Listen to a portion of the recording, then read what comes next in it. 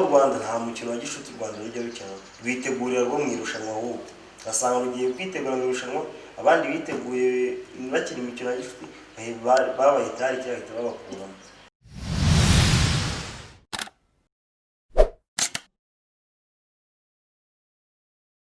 Twongeye kuba ikaze mwese mudukurikiye kuri Mfata Ikiganza TV. Ni umwanya mwiza wo kugaragaza impano z'abana b'Abanyarwanda muri rusange bafite ubushobozi bwo kuba batwereka ibyo bazi gukora, bakabitugaragariza ndetse bakanatubwira na zimwe mu mbogamizi bagenda bahura nazo cyangwa se bahuye nazo, ndetse n'aho bifuza kugera kugira ngo tumenye ese bazakoresha irihe banga kugira ngo aho bifuza kugera bahagere. Mumaze iminsi tumubona tuganira n'abaririmbyi, abacuranzi, abatoza batandukanye. Uyu munsi turi kumwe n'umwe mu bakinnyi ba football bafite impano kandi bafite n'akazoza mu kirundi cyangwa se n'ahazaza bifuza kuba bageraho. Turamwakira atubwira amazina ye ndetse muri rusange n'ibyo akora n'impano ze cyangwa se n'impano ye kugira ngo tuganire twese tuziranye. Tugaye kazi. Amakuru yawe? Natumye tubwira amazina yawe, vuga cyane tubwira amazina yawe kugira ngo abadukurikiye nabo bamenye ese tuganira nande. Amazina yanjye nitwa Kwizera Pacifique, abandi bamwe banyita Thiago Alcantara. Kuki bakuze kugeza? Ni Error Mudo wanjye. Ni Error Mudo wawe. Umaze igihe kingana iki ufite iryo zina? Limaranye ni umwaka umwe. N'umwaka umwe maranye. Iyi ni channel yacu dukunda kwibanda ku mpano umuntu yifitemo. Ese ufite imiye mpano? Mfite imana kuba nta kintu umupira w'amaguru. Uri umukinnyi w'umupira w'amaguru. Watangiye ryari? Cyangwa se n'igihe yamenye ko ufite iyo mpano? Namenye ko mfite imana yo gukina umupira w'amaguru 2008 nyine gukina muri quartier kuri Centre Culturel. Umenye ko ufite iyo mpano n'uwakoze iki? Nyine twagumye kujya dukina muri quartier, amakaritsiye nyine dutumizanya tugakina, nkabona quartier yanjye ifasha gutsinda cyane, nyine ubona ko nyine trowe. Usanga abakinnyi akenshi bakunze kubashinja discipline, by'umwihariko abakinnyi b'abahanga dukunze kubona bakunze kuba ari indiscipline. Ese aho kugira ngo umuhanga cyangwa se kugira ngo ukine umupira ugere ku rwego hejuru ugomba kuba discipline? Oya, ntabwo ariko umupira nimeze. Umupira iyo ushatse kujya kuba wo discipline, umupira urakunanira. Ntabwo ugera wowe imana yawe yakageze cyane, aho gusanga nyine abantu batira muri afite imana ariko kubera discipline iri hasi ntabwo yayikoresha ibyo agomba kuyikoresha. Ahubwo umupesa bakumva abatoza, ababyeyi, abavandimwe bawe, inshuti zose, abantu bose bakugira inama nyine ukabumva. Aho ibyo ngibyo uvuze ngo abakobwa ibiki ibiyobyabwenge iyo ugiye muri abo mupira ushobora. Usanga akenshi mu mupira w'amaguru cyangwa kugira ngo ukine umupira w'amaguru hari igihe ugeramo bikanga. Abantu benshi bagiye usanga abana mwatajyanye benshi rabiza benshi babiretse babivuyemo. Ese n'ikintu babwira nk'abana bashaka umupira w'amaguru bakaguma bagakina, n'ikintu babwira? Umupira w'amaguru ibigeragezo byinshi. Nk'ibihe? Umupira nyine hari igihe wenda nk'urugero bashobora nko kuba selection ugasanga ikoze muri nk'abana 1000 bashakamo abana 5. Bumva bose ko muri iyo mwese mumushabye muri abo 5. Iyo mutagiyemo rero ugacika intege ni hano usanga uretse. Aho iyo muri 5 batagufashe uraguma ugakora cyane. Wikumye ugakora cyane ibyiza yabiri imbere, nyine wowe urakora ibindi we wakoze neza umusaruro uri imbere. Ntabwo amahirwe ari abataraza aho ngaho. Ese umukinnyi ukizamuka cyangwa se ukiri muri centre ni izihe mbogamizi akunda guhura nazo? Imbogamizi umuntu akunda guhura nazo ukiri muri centre de formation biterwa n'abana nyine b'abakinnyi. Hari ababura ibikoresho bidahagije byo kuba byafasha kuzamura impano zabo, ariko hari n'ababifite ariko nyine ugasanga ntibari kubikunda. Bityo bigatuma rero impano zabo zitabasha kuzamuka vuba. Hari ababyeyi b'imbogamizi mu iterambere ry'umwana mu mikinire. Yego? Bibaho. Gute? Hari umubyeyi nyine ashobora aba atabyumva neza ibintu byo gukina umupira w'amaguru, bati uzavunika uzagira ute, ariko nta kintu kitabamo risk, kuko n'umubyeyi yabyutse agiye guhahira abana be ntabwo nawe aba yizeye ko ari bugende ibintu byose biri bube byiza. Nawe ashobora guhura na accident, ari umupira wo kuvunika ni nka accident kandi umupira ni akazi. Nayo ntabwo wabuza umwana kujya, kandi umwana kumubuza ibintu akunda ntabwo biba ari byiza cyane, kuko hari igihe bishobora kuzamugira akamaro nawe ubwe, bikazakubaka bikabaka n'abazamuturuka. Ikipe y'igihugu Amavubi buri mukinnyi wese aba yifuza kuyikinira, ariko usanga muri kino gihe ikipe y'igihugu Amavubi irimo gutsindwa cyane. Ese Kazora nawe nako nakazina narakatahuye ikipe mu Rwanda nta mpano zihari zizukina umupira w'amaguru. Ese umugani n'andi bakinnyi bagenzi bawe mubona mu Rwanda habura iki kugira ngo nakaje dutsinda amakipe akomeye y'igihugu?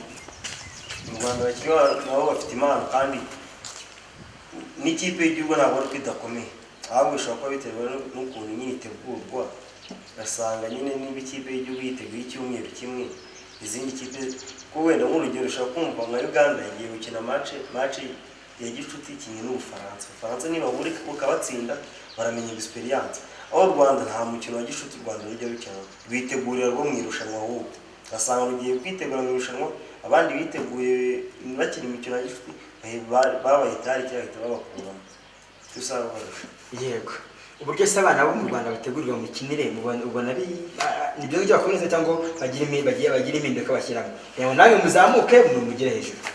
Nyine ukuntu nyine mbona ngiye biba bimeze, hari igihe biba bitari byiza cyane nyine. Ugasanga nk'abana nyine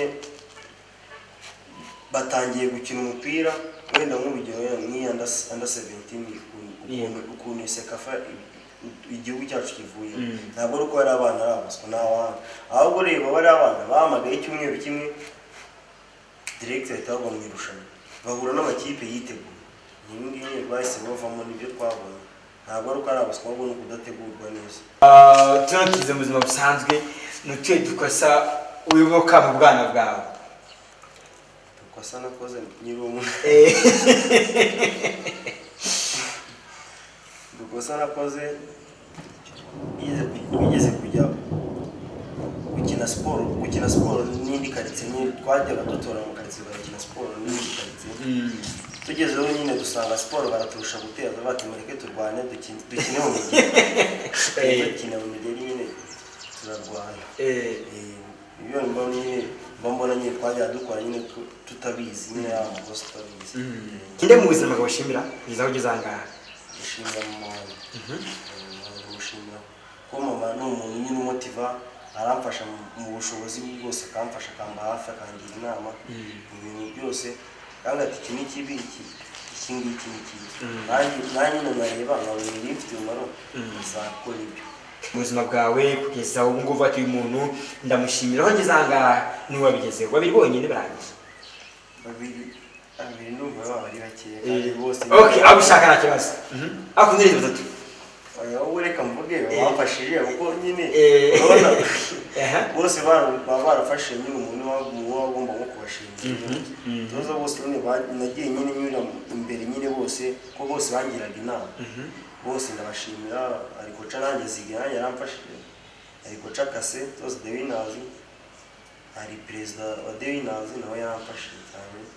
N'ubu ngubu abo ndabashima nyine ko baramfashe mu bwana bwanjye kugeza ubu ngubu baramfashe kabisa. Ise iyo bavuze ijambo ishyari wumva iki? Ishyari nyine wumva nko kugira umuntu ishyari, cyangwa ko nyine hari ishyari ryiza n'ishyari ribi. Ishyari nyine ryiza igihe nk'umuntu ubona wenda nk'urugero nimba ari ipe dukina wenda dukina nko ku mwanya w'ingenzi nawe mu kibuga, nkabona ari kuri murangusha, aho ngaho nkagira ishyari ryiza batari ipe, nanjye ejo ngomba kuza mu myitozo nkamurusha.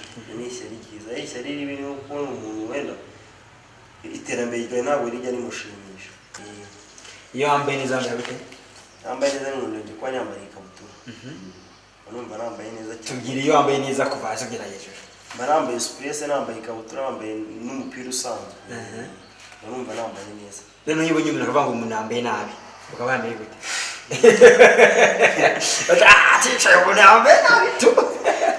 Ntabwo ibyo ngibyo bijya bimbaho, yambaye nabi ari igihe nyine umuntu nyine bitewe n'uko yambara, igihe umuntu bitewe n'ubushobozi bwe cyabite nuko byumva kumva yambaye ushobora umuntu yambaye nabi kandi yumva ko yambaye neza ko nanjye barabamba yambaye ikabutura barabona yambaye nabi cyambaye neza ntabwo ngiye bijya yimba umenye kuri yambaye nabi stage umukobwa nafite reka tubashimire cyane nari kumwe n'umuvandimwe witwa Pasi ariko mbere ko dusoza turi mu mpera z'umwaka Jean de Noheli ugiye kugira ikintu cyangwa se ijambo bwira abanyarwanda ndetse n'abadukurikiye muri rusange bakurikiye Fata Ikiganza TV bifuriza ibihe byiza bya Noheli ndetse n'umwaka mushya muhire ndetse ugiye n'ikindi kintu gisigaye ku mutima wawe ugiye kubabwira ubundi dusoze ubu muri uyu mwaka 2020 ntabwo wagenze neza nk'uko twabyifuzaga twese ku isi yose uyu mwaka wabaye umwaka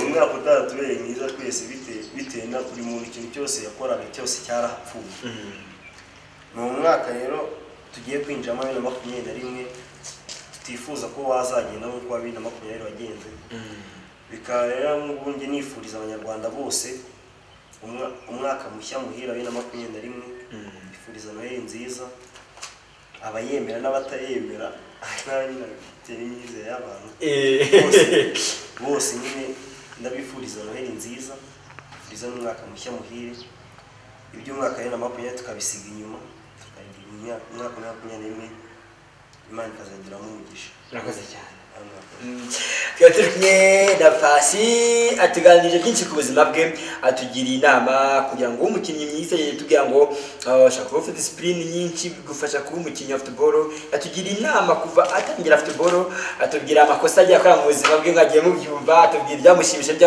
byamubabaje atubwira nawe yifuza kuzajya atubwira impamvu u Rwanda rutarimo gutinda amahanga nuko yuko ntabwo rero gutegurwa neza reka mbashimire cyane abadukurikiye aho muri hose mukomeze mukore subscribe ndetse mukomeze munakora share kuri Fata Ikiganza TV kugira ngo impano z'abana b'Abanyarwanda zigere aho zigera nitwari Peleshimiye Imana barinde.